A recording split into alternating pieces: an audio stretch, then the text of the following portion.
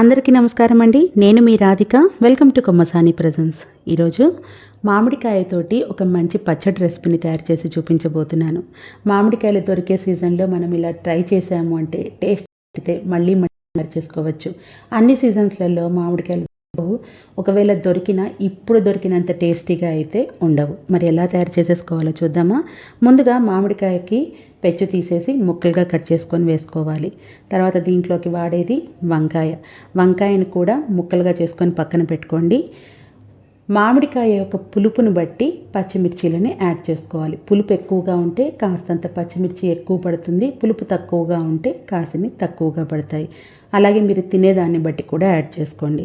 ఇలా పచ్చిమిర్చి వేసుకున్న తర్వాత వంకాయ ముక్కల్ని కూడా యాడ్ చేసిన తర్వాత 2 టేబుల్ స్పూన్ల ఆయిల్, తగినంత ఉప్పు, 4-5 వెల్లుల్లి రెబ్బల్ని వేసుకొని కుక్కర్ మూత పెట్టేసి 2 విజిల్స్ వచ్చే వరకు ఉడకనివ్వండి. ఈలోపు పచ్చి కొబ్బరిని చిప్ప నుంచి వేరు చేసేసి శుభ్రంగా వాష్ చేసేసి మిక్సీ జార్లోకి వేసేసుకొని కచ్చాపచాగా గ్రైండ్ చేసుకోవాలి. మరి మెత్తగా పేస్ట్ లాగా గ్రైండ్ చేసుకోవద్దు, వాటర్ అసలు యాడ్ చేయొద్దు. నేను చూపిస్తున్న మాదిరిగా గ్రైండ్ చేసుకొని పక్కన పెట్టేసుకోవాలి. 2 విజిల్స్ వచ్చిన తర్వాత ఆవిరంతా పోయిన తర్వాత కుక్కర్ మూత తీసేసి పప్పు గుత్తితోటి మెదిపేసుకోవాలి. చాలా మెత్తగా మెదిగిపోతుంది. మాకు మరీ గుజ్జులాగా వద్దు అనుకున్న వాళ్ళు పైన వీటిని మెదుపుకోండి. మరీ గుజ్జులాగా వద్దు అనుకుంటే మాత్రం. ఇలా మెదుపుకున్న తర్వాత దీన్ని పక్కన పెట్టేసుకోవాలి. ఇప్పుడు స్టవ్ మీద ప్యాన్ పెట్టేసుకొని 1 టేబుల్ స్పూన్ వరకు ఆయిల్ని యాడ్ చేసి ఆయిల్ హీట్ అయిన తర్వాత ఒక ఎండుమిర్చిని వేసుకోవాలి. ఎండుమిర్చి కూడా కాస్త వేడెక్కిన తర్వాత ఆవాలు, జీలకర్రని వేసేసుకోవాలి.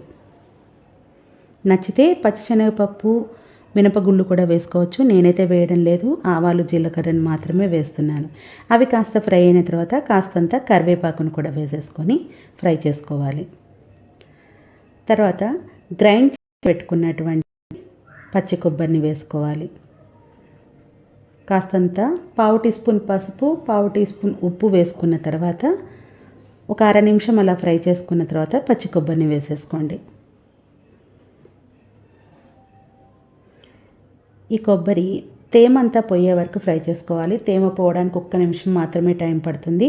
1 నిమిషం వరకు ఫ్రై చేసుకుంటే సరిపోతుంది. ఓవర్ ఫ్రై అయిపోతే టేస్ట్ అనేది చేంజ్ అవుతుంది.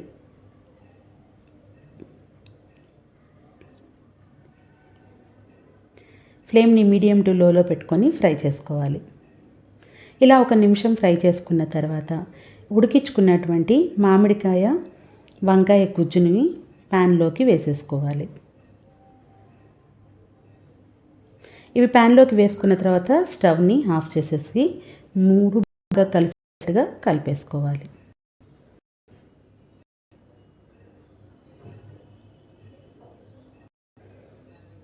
బాగా కలిసిన తర్వాత దీనిపైన కొత్తిమీర చల్లేసుకుంటే వంకాయ, కొబ్బరి, మామిడికాయతో తయారైనటువంటి పచ్చడి రెడీ అయిపోతుంది. వేడివేడి అన్నంలో కాస్తంత నెయ్యి వేసుకొని ఈ పచ్చడితో కలుపుకొని తింటే ఇంకా ఆ రోజంతా మీరు దాంతోనే తింటారు. ఇంకా వేరే ఏవి అవసరం ఉండదు. అంత రుచికరంగా ఉంటుంది ఈ పచ్చడి. అలాగే దోశల్లోకి కానీ, ఇడ్లీలోకి కానీ, ఉప్మాలోకి కూడా చాలా బాగుంటుంది. కొన్ని రోజులు ఫ్రిడ్జ్లో పెట్టుకుంటే దాదాపు మనం ఒక 3-4 రోజుల వరకు అయితే అట్టి పెట్టుకోవచ్చు.